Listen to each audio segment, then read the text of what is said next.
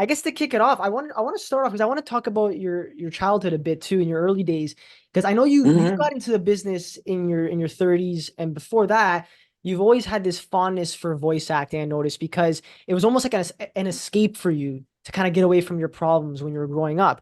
Like, Yes. has there been any characters or projects that hold special significance for you due to the connection with your personal struggles?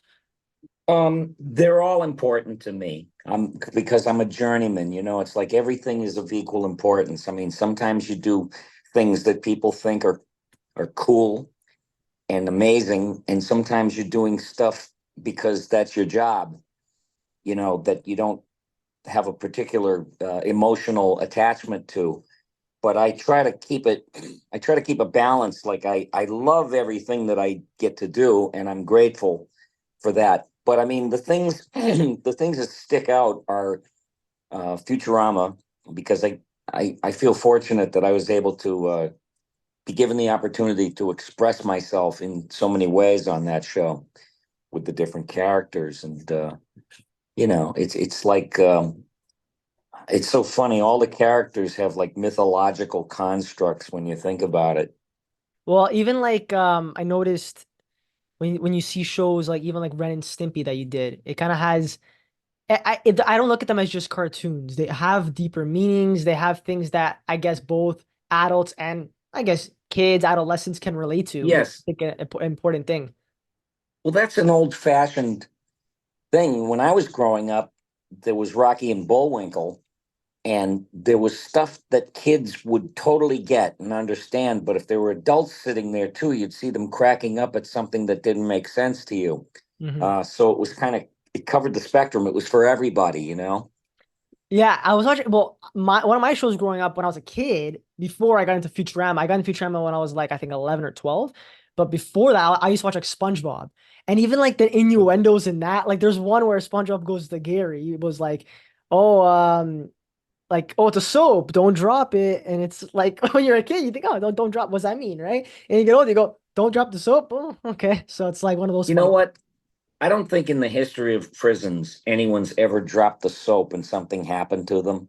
I know, where does that, but where does that, yeah, where did that whole thing come from? I don't know because I never. It's it's it's the stupidest thing. I mean, I have to admit, one time when I was in trouble many, many years ago, I was a drinker and a drugger, and I was a real problem.